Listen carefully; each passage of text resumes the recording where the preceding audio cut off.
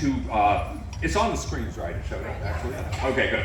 I'm delighted to report we got 181 responses this year, which is really a record for us by a long shot, so thank you all for participating. It's the news that you've all been waiting for, which Jeff Elliott had asked about, is that we are all 5 years older than we were the last time we gave this presentation. And I just want to remind you, and I think because this is factual information that I am giving you, that this is really not an exercise in humor or levity. I know they build it as entertainment just so you would stay and see, but it really is a serious sociological look at the class, and I really want to emphasize the scholarly nature of this. You know, I do have, and I swear to God, a PhD in psychology. So it's really my education that has informed the methodology for this, and really the analysis has been rigorous. So it's really a credible, very, very credible study. I just want. What was that? You are science. Yeah.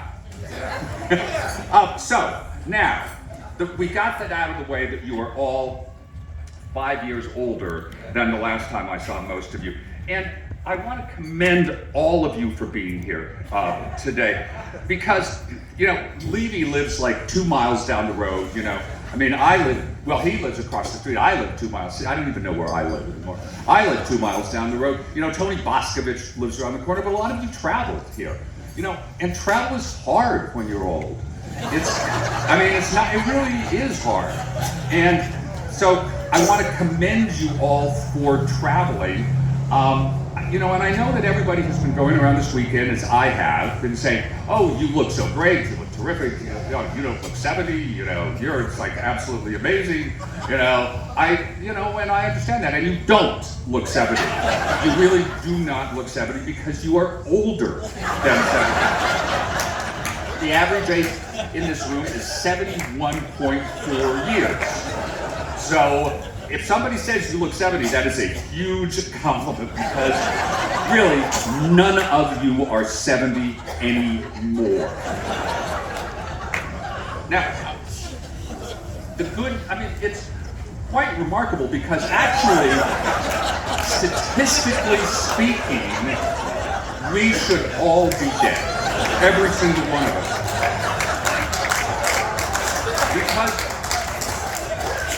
Because when we were all born in the 1950s, the life expectancy for us was 68.2 years.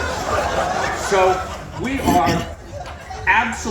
living miracles in this room, every one of us. So you should be really, really proud of yourself for that. The good news, we are finally old enough to be proud.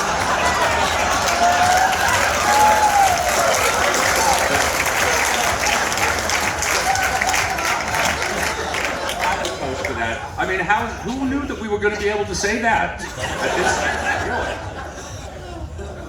But moving on. Now let's get a quick snapshot of the class. There are some really interesting demographics. I know 5 years older is important, but there are some very interesting trends that I just wanted to point out with the class of 74. The first is that the percent of women in our class continues to increase, which seems odd at first, but then of course I understand that's because men die sooner than women do. So more of our classmates, unfortunately, have passed away, have been men as opposed to women. But it dawned on me that there will be more women than men in the class of 74 by our 185th reunion in 2159. So, if this trend continues. So I really think it's something to think about. all you women should be very proud of yourselves. Very proud of yourselves. You know, another fact, and I'll just put it out here, and then we can discuss what it means, is we are still whiter than Vermont. The Williams class of '74 is 96% white. Vermont, which is the whitest state in the country, by the way, is only 92% white. There's a town in Kansas called White City, Kansas. Even it is not as white as the class of '74. In fact, I tried to find what place is whiter than this room right here tonight. Well, apparently, Manawi, Nebraska is the only place whiter than this room. And that's because Manawi has one resident, and her name is Elsie Island.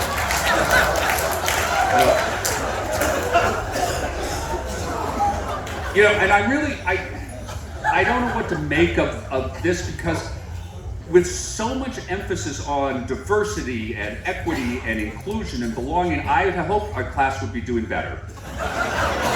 But we just continue to coast along at 96% white. So, some other facts about the class. 83% of the class is married, and of those who are married, 74% have been married over 35 years, which is really, really, really remarkable.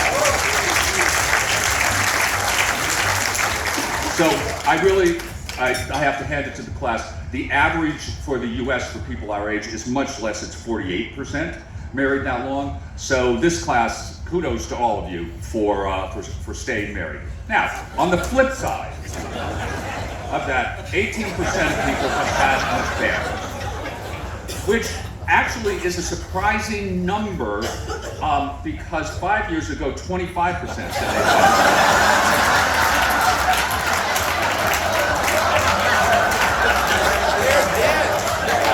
So,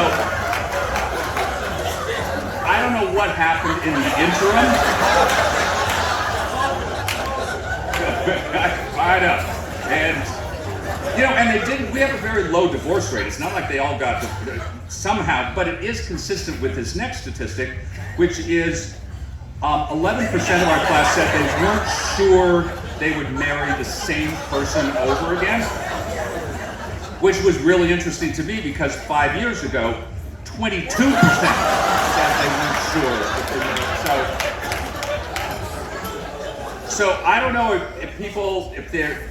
I think people are patching up their marital difficulties, is what I think. And so congratulations to all of you who have had an affair, weren't sure you married the right person, and are now okay. So congratulations. In terms of kids, we've still got kids. But we're not having any more. There are no more kids. I don't think anyone in the class of '74 has had a child in the last 5 years. I think that's true. Nobody's raising their hand. So yeah, I think that's true, which I think is good for the world.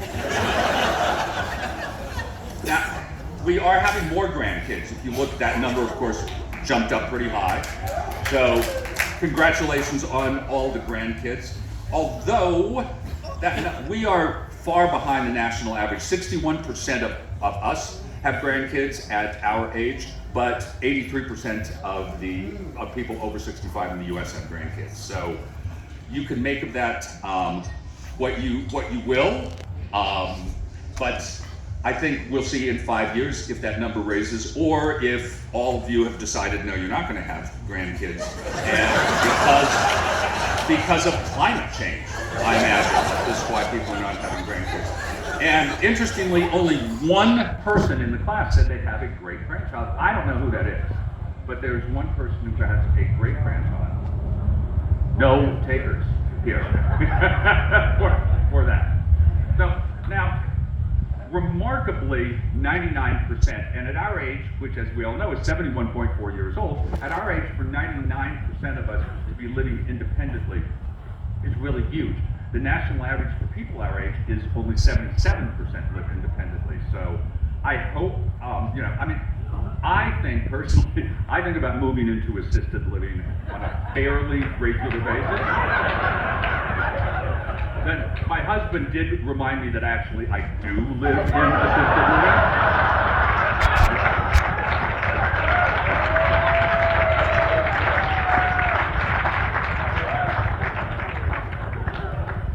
So I guess I'm good. All right, let's move on to money and work. Now, as you know, for decades and decades and decades, the most popular occupations for the class were lawyers, doctors, and educators. The most popular occupation today is retirement. 69% of the class says that they are mostly or completely retired. And for those people who have not retired yet, it's interesting as I look back over the last 10 years that their projected retirement date keeps getting out further and further and further. Now, of those people who are not retired, 36% said they will retire after 75, and another 26% said they never plan to retire. And interesting, the people who say they're never going to retire tend to be lawyers. So I don't know what that means, but of all of the occupations in the class, lawyers tend to say that they're never going to stop working again. I don't know what that says about our legal system in this country. But let's see. And despite retirement, income has increased, which I guess is good financial planning on everybody's part. And of course, the stock market has gone up. So that is good news for the class. There's still a lot of millionaires, 75% say, and I know that the alumni office knows exactly which ones of you are millionaires, and they have all of that information on you. Now, I completely screwed up my cards here, so I'm just going to hope that the next slide is what I want it to be. All right, what do we do in our spare time? 16% of the class says they use recreational drugs, which is really quite low, actually. And then, as I've mentioned this to a couple of people, they said that is because they now use prescription drugs for exactly the same purpose. So,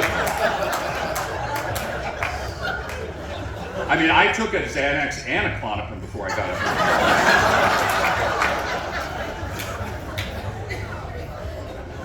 it. So, and this is, I don't know whether this is good news or bad news, especially as I'm having another glass of wine up here. For the very, very first time, drinking has declined in the class. I know, we still drink a hell of a lot more than the average American. 21% of the class says they drink 2 or more glasses of alcohol per day, which is a lot more than the national average. And only 11% of the class says they do not drink any at all. But this is, we'll see what happens after 5 years, whether this continues to go down. But it was the first time drinking declined among this class. The class also, if you believe this number, that they're exercising more. And I know you're supposed to as you get older, but 88% of the class says they exercise 2 or more times per week. Yes, actually this is a pretty ambulatory class for the most part. You all made it here. The most popular being walking, bicycling, boating, weight training, and aerobics. I was surprised golf wasn't on this list, to be honest with you, but it actually was fairly low down in terms of the exercise activities. So how about, with all this exercising, how about our physical health? Now, if this were up to me, I would skip this section completely. But I think we probably have to talk about the physical health of our class because that's what old people do. I would bet there's been more than one conversation about people's physical health over the last couple of days. About half the class, almost half the class, has had major surgery in the last 10 years, and my reaction was, only half? Are you serious? Good for you. Really, congratulations to all of you who have managed to avoid that. The most popular surgeries are hips, knees, You know, we may not be smoking joints, but we are replacing them at a really, really, really rapid pace.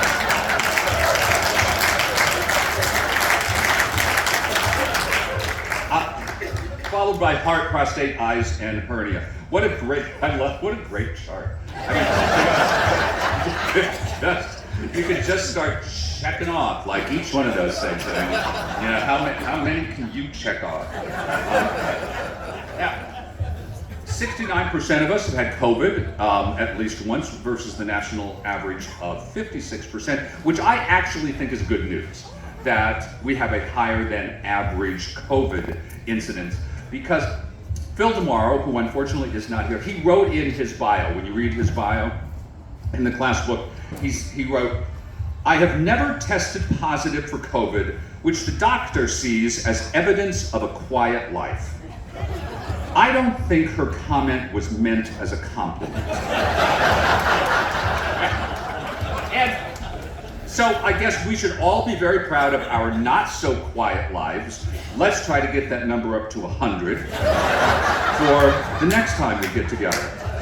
So now, we've talked a little bit about physical health. How about mental health?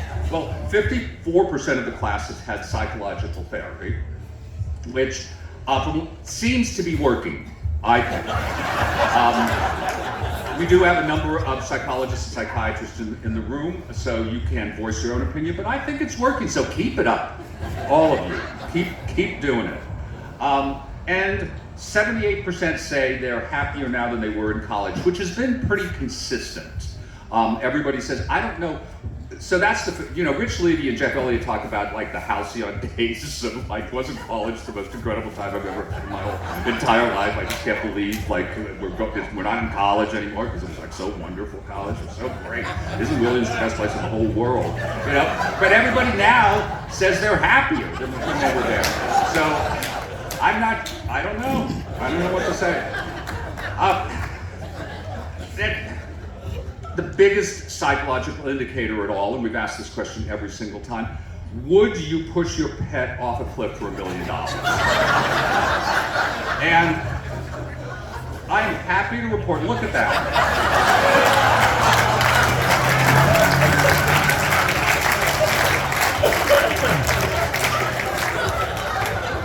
Gene Berg, where's Gene Berg?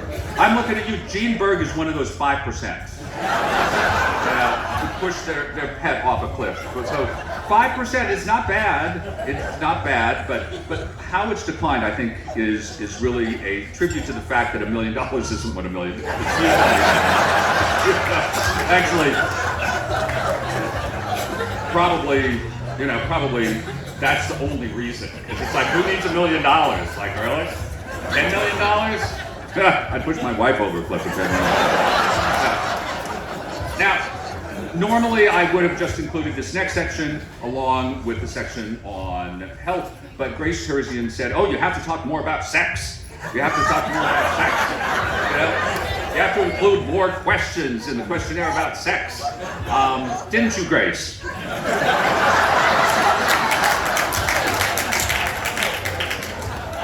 So we asked a couple more questions this time, and you'll get a lot more next time. But we asked a couple more questions this time about sex. I mean, the first thing to point out is that we are not having very much of it. 27% of the class never has sex at all, like never. And one survey respondent wrote in and said that he only has sex with his wife so he doesn't have to check the never box on the questionnaire.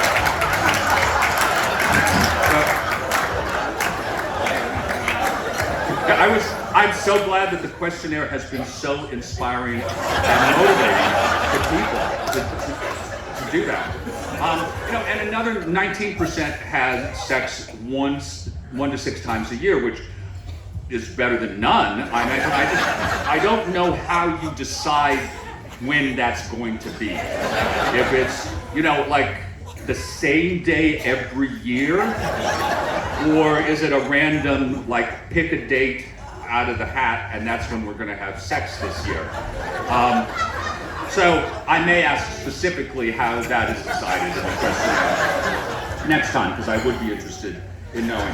Now, I think, well, I shouldn't say that. Gracie would be interested in.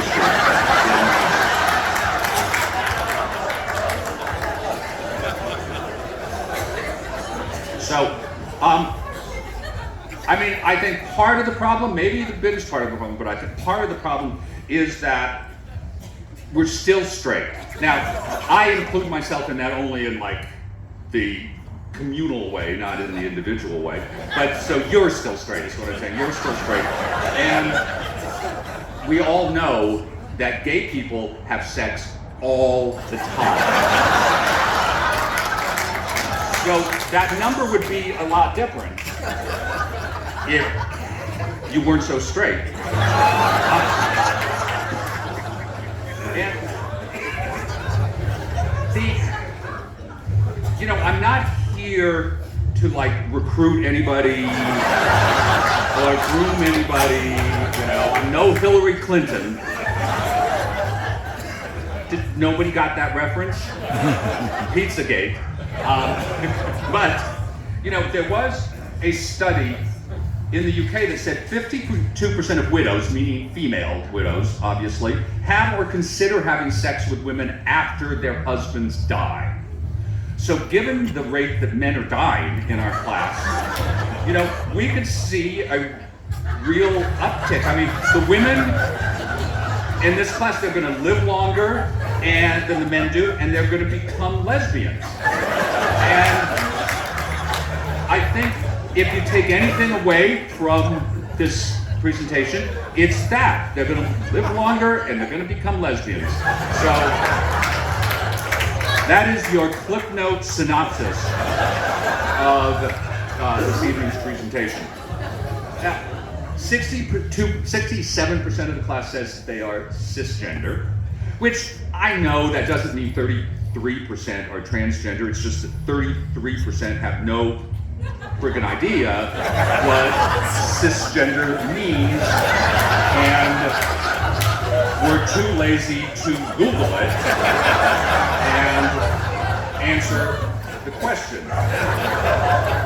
But now that, you know, it could be true, maybe it is true. Because I don't want anyone, your lack of awareness about gender and sexual alternatives to really stop you from living your truth.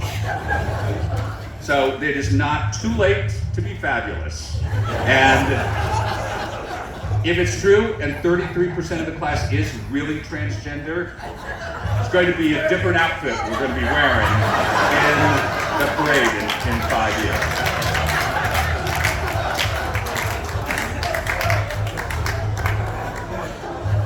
All right.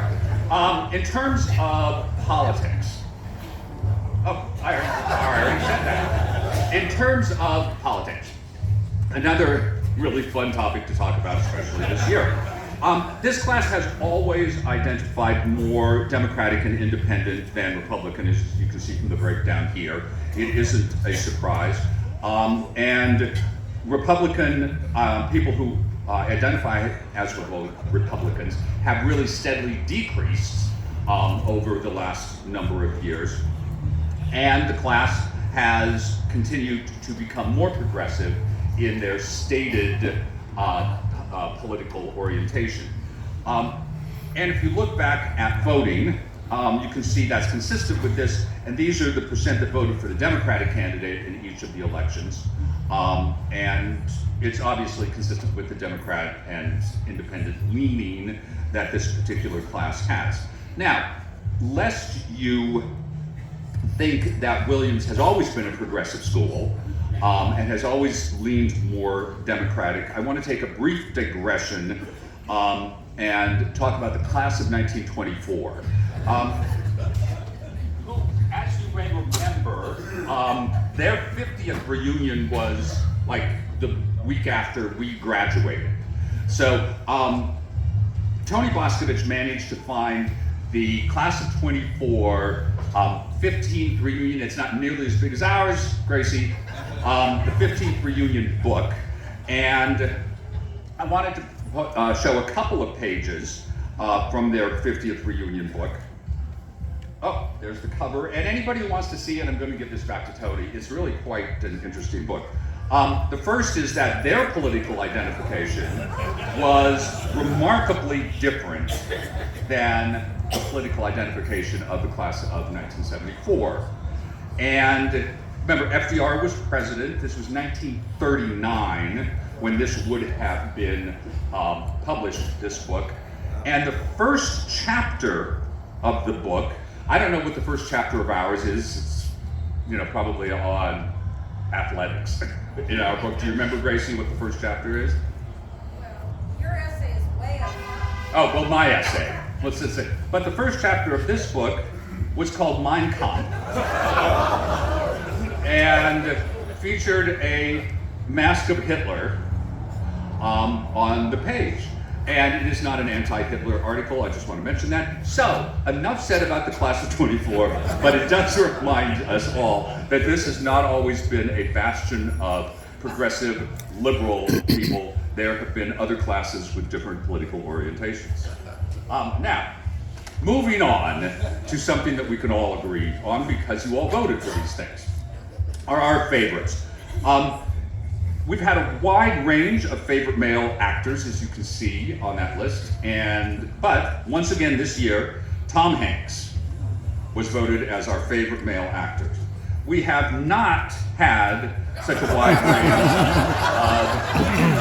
of female actors, and I was really, the challenge, and I think Rich Levy, I'm sure, and Jeff Elliott both said, we know Meryl Streep is going to win again in 1924 because look at the imaginative selections we've had over the last number of years. So you've got to talk to her like I know how to talk to Meryl Streep. You've got to talk to her. I tried.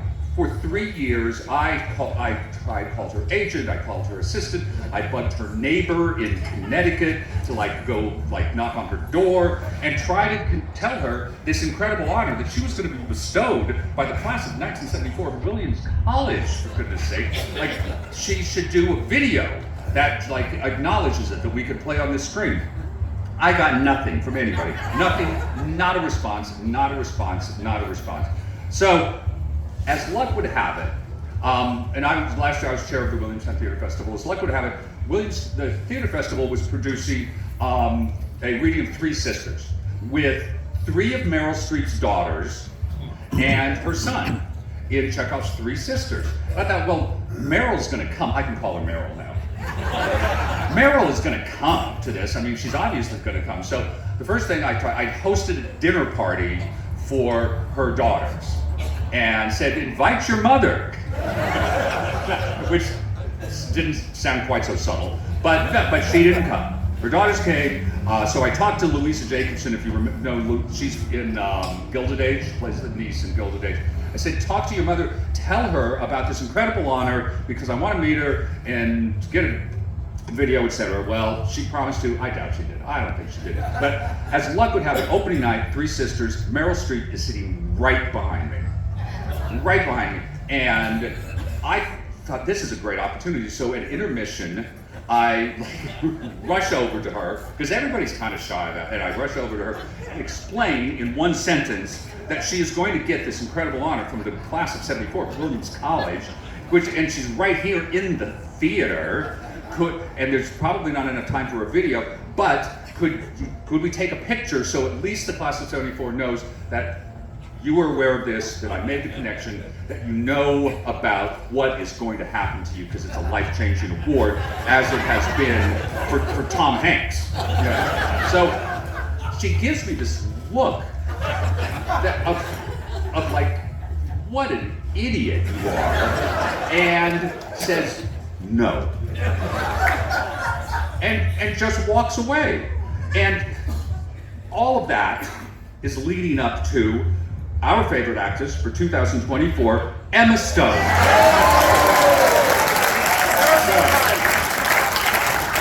Which is the truth.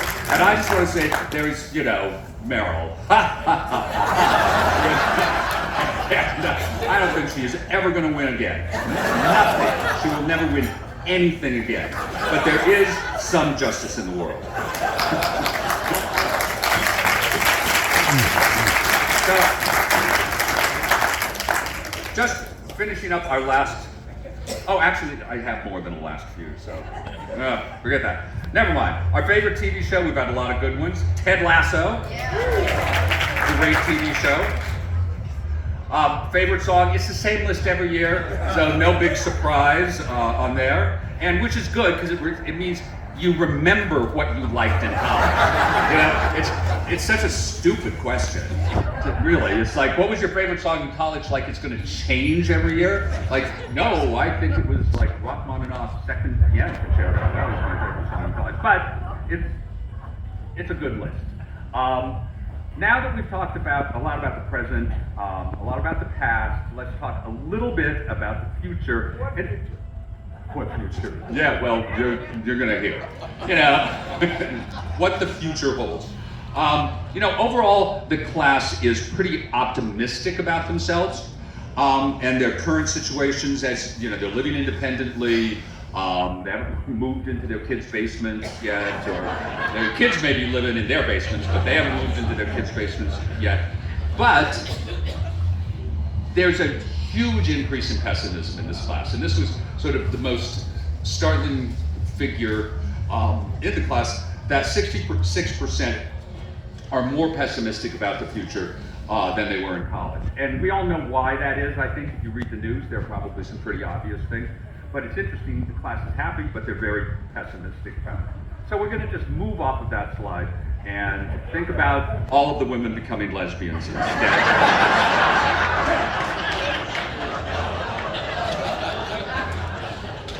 The class is very optimistic about how long they think they're going to live. 90% says they'll live 10 or more years, which is great, which just means everybody's going to, 90% are going to be in their 80s, and we'll be back here for reunion, I'm sure. 65% say that they're going to feel that they're going to live 15 years or more, which is also really good. And the good news is that people who attend college reunions live longer.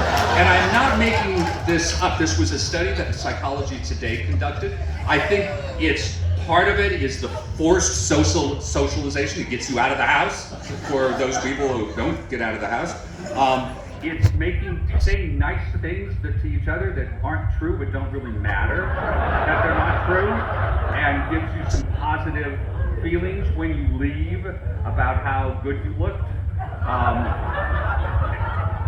and how handsome your kids and beautiful your grandchildren are. I mean, it's great. So people feel much better after they leave, and they do tend to live longer. So we're going to have big crowds at our 55th, Margie, 60th, and 65th, maybe 70th. 92% think that they're going to continue at age 80 to be living independently, which is great. I mean, from your lips to God's ears. I mean, I do. I like my current assisted living facility right now, but I don't want any more assistance than that. And I do hope this is true for all of us. I hope we are all living independently. And interestingly, only one person said that they plan to live with a child or grandchild. Which your children, if there's anything to take home to your kids, show them this slide. Which I think is excellent news for everyone. So now in closing, I want to express my absolute profound love for all of you. And well, I don't mean all of you individually, because there's some people here I don't really like very much, but I think profound love in a collective sense for the class of 1974. And it really does, in a meaningful way that I had not expected. It just fills my heart with joy to see you all here. You all look fabulous. You really do look fabulous. I'm not kidding. You know, this moment, this whole gathering, it holds a significance for all of us, and I'm just surprised that I was so touched by it, to a degree that I had just not anticipated. And I hope you all feel the depth of that significance as much as I do. We, as a class, as you see here tonight, we really hold, and you've heard for the last several days, we hold a very special place in the history of Williams. Our journey has really been unique, and our bonds are absolutely unbreakable. As Margie said, we are alums forever, and to know that you can come back and these bonds that existed that you haven't seen or rekindled for 10, 20, 30, 40, 50 years just are rekindled instantly. And please remember that no matter where life takes us, we will always be the same adventurous, spirited souls that we were all those years to us. So here's to us, still crazy after all these years. Thank you so much. It was great to see you all.